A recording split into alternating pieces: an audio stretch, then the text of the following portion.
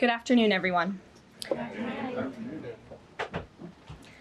President Trump's powerful efforts to secure our homeland are working.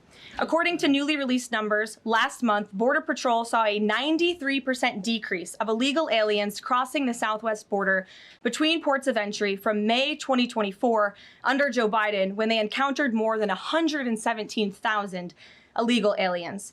And this particular statistic is absolutely astounding. In the month of May, under the Trump administration, 0 illegal aliens were released into our country by Border Patrol. Let me say that again. Not a single illegal alien was released into the interior of the United States of America last month under this administration. With illegal entries being overwhelmingly halted, the Trump administration is dramatically ramping up efforts to arrest and deport all of the millions of criminal illegal aliens that Joe Biden let into our country over the past 4 years. Illegal criminals who are hiding in America's largest so-called sanctuary cities will be increasingly targeted for removal.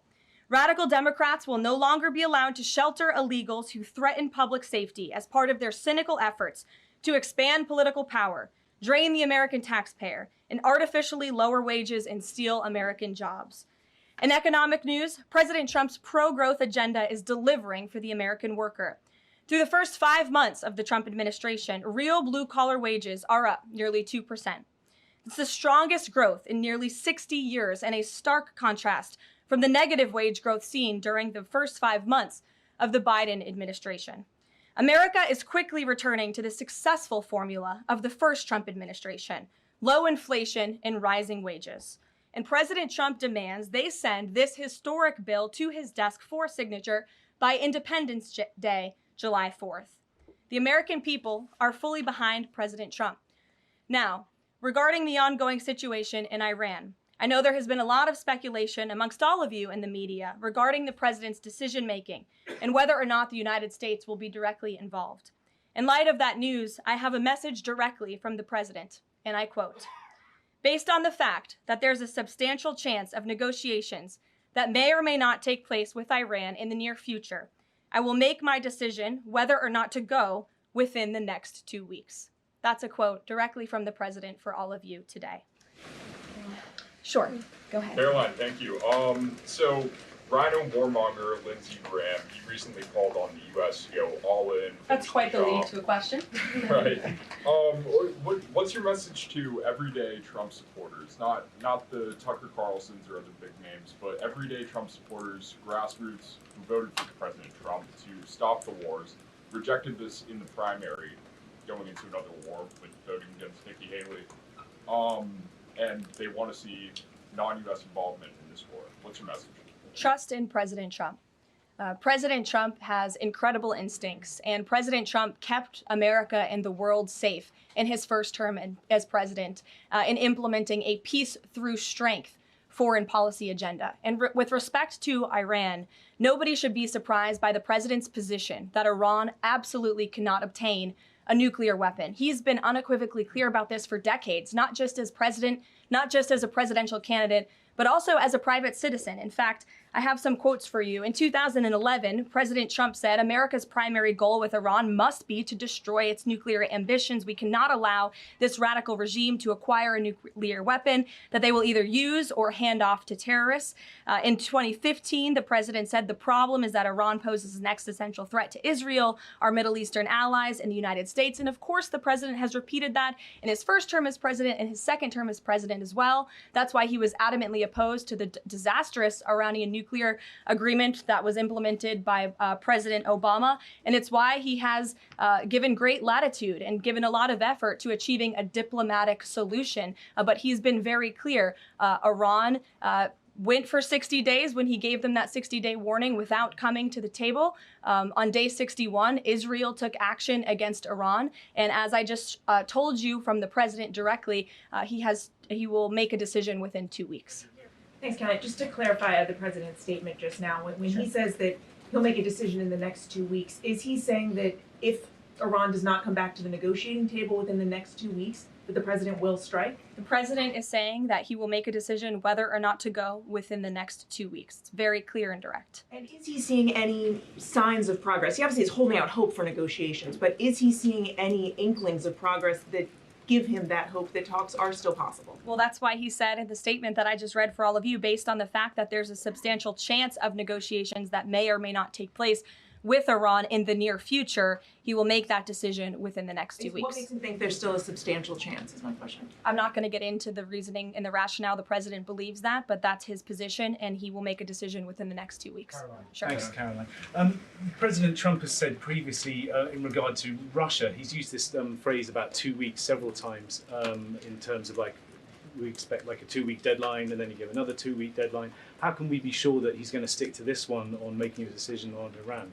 Well, in those deadlines, as you've seen in respect to Russia, Ukraine, might I add, these are two very different, complicated global conflicts, as you know, that the president inherited from our previous incompetent president in the weakness of the previous administration. And the president has spent a tremendous amount of time and effort cleaning up these crises that were caused by the last administration's just complete dereliction of duty on the world stage and American weakness. Now we have American strength again. With respect to Russia and Ukraine, because of that American strength, and the president's leadership, we have seen these two sides engage in direct negotiations. And the last time the president said 2 weeks, you saw Russia and Ukraine have direct negotiations for the first time in years. And so the president is always interested in a diplomatic solution to the problems and the global conflicts in this world. Again, he is a peacemaker in chief. He is the peace through strength president.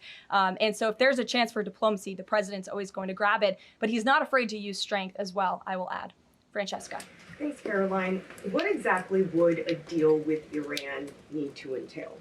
No enrichment of uranium, and it would absolutely not, Iran is not absolutely not able to achieve a nuclear weapon. The president has been very clear about that. And by the way, the deal that Special Envoy Witkoff proposed to the Iranians was both realistic and acceptable within its terms. And that's why the president is sent that deal to them. To follow up on what you told Natalie, are the talks that the United States is currently having with Iran direct, or are those through intermediaries? And if so, which countries are acting as the intermediary right now? Out of respect for the ongoing discussions and negotiations, I'm not going to get into the details of them.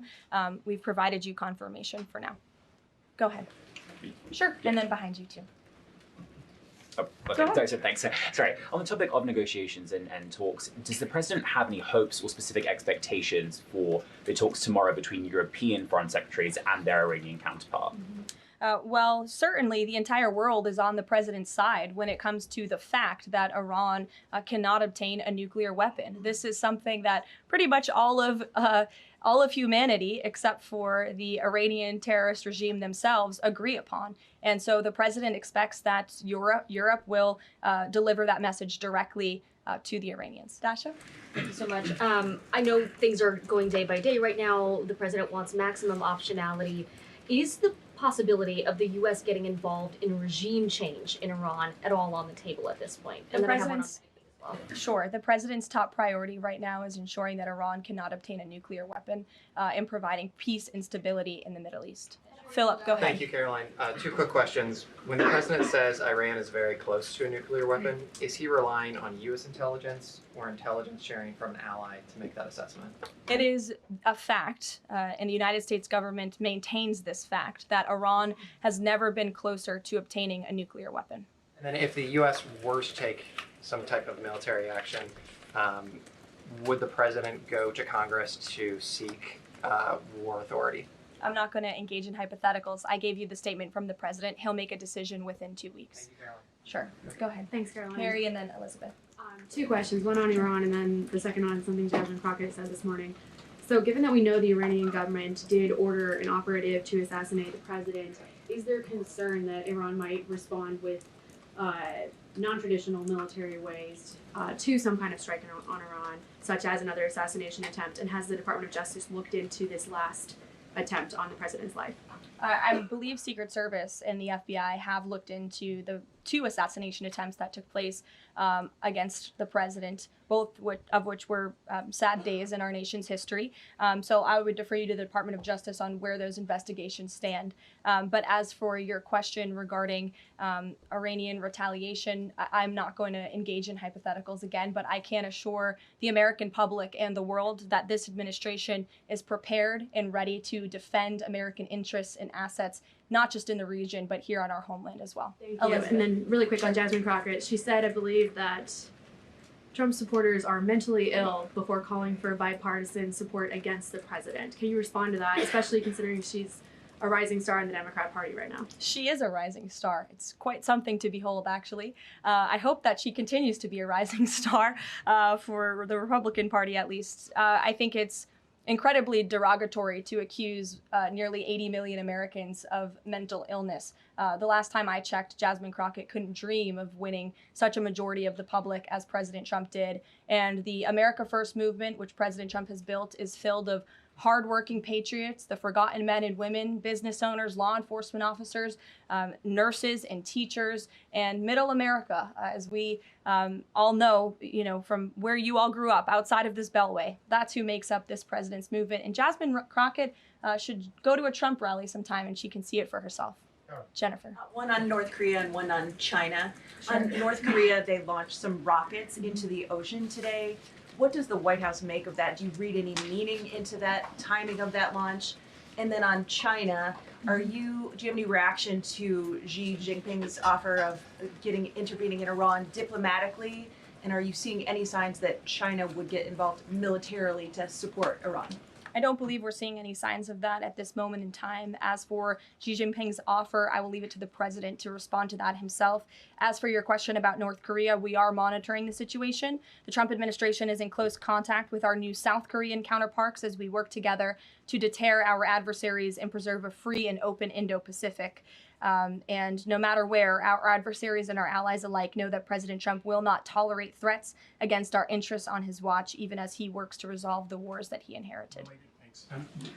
There was an apparent skirmish between the Chinese and the Philippines in the South China Sea. Just curious if you had any reaction to that, and if the steps you're taking towards the Middle East right now are reducing your capacity to deal with that situation. I believe that happened as I was preparing and coming out here, so we'll get you a response to that. Certainly we have one, and our teams are always monitoring situations all around the globe. Okay, and then one more just on Iran. Just over the past 24 hours, we've seen some Israeli strikes on Natanz, Isfahan, and Kondab nuclear facilities. Is there any assessment just of how effective or what the result of those strikes will be? What I can share is that the IDF and Israel, I think, have exceeded a lot of people's expectations in their ability to really hinder Iran's nuclear facilities, but also they've taken out key people in the Iranian regime's leadership as well. So this is something, of course, we are monitoring and watching every day, and the president was just in an intelligence briefing. He continues to be briefed by his National Security Council, and he will throughout the duration of this war and conflict. And he also remains in constant communication with our Israeli counterparts, most notably Prime Minister Benjamin Netanyahu. Kristen. Thank you, Joanne. We have heard from a number of U.S. officials who say that Iran doesn't want to make a deal, that they are just stringing the United States along. What is to say that they are not going to continue to do so if we continue to give them extensions, now 2 weeks before 60 days? Look, Iran is in a very weak and vulnerable position because of the strikes and the attacks from Israel. And with respect to the president's statement, I shared that with all of you. And he has been very direct and clear. Iran can and should make a deal. We sent a deal to them that was practical, that was realistic, or they will face grave consequences. Why is Steve Witkoff not participating in the talks this week? I can ask Mr. Witkoff why he is not. Thank you. To what extent is this 2-week delay with Iran the result of interventions by the likes of Tucker Carlson, Marjorie Taylor Greene, or the entreaties of European leaders who want a de-escalation?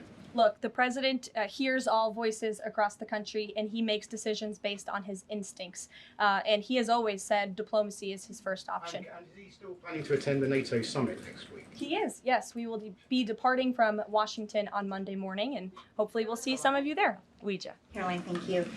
With regard to a potential deal, Iran has said it will not negotiate under duress. Does the president believe there should be a ceasefire in these next 2 weeks as the U.S. tries to broker a deal? That's not what he said in the statement he dictated to me, so I won't get ahead of the president or add anything additional to the statement that he gave me the liberty to share with all of you. And then just to follow up on how close Iran is to a nuclear weapon, can you clarify when the president said a few weeks away, did he mean obtaining enough enriched uranium to start building a weapon, or did he mean Iran is a few weeks away from completing the production of a weapon? I'm glad you asked that, Weija. It's an important question, and it's one, frankly, the media has been getting wrong. Let's be very clear. Iran has all that it needs to achieve a nuclear weapon. All they need is a decision from the supreme leader to do that. And it would take a couple of weeks to complete the production of that weapon, which would, of course, pose an existential threat not just to Israel, but to the United States and to the entire world. And that is something that the entire world, including countries like Russia, is in agreement with, that Iran should not and cannot obtain a nuclear weapon. And that's why the president believes that, and he's believed that, again, not just his political career, but frankly, his entire life. So it Michael. sounds like it's the former, just to be clear. Correct. That they have the components. Okay, Correct. thank you. Caroline, one last question. When it comes to the president's position on foreign policy in general, is there a phrase that the White House has coined? Is there a Trump doctrine? Does the president like to talk about this? Anyone here in the White House talking about this? And if so, if there is something akin to a Trump doctrine, how would you define it? America first, always. And with that, I think I'll leave you. I know there's a lot of news in the world right now. As you know, our team is always here to answer your questions. And the president, I am sure, will take more questions from you guys at some point this week, as he always does in the effort of transparency. I appreciate your being here on a federal holiday, and we'll see you later. Thank you.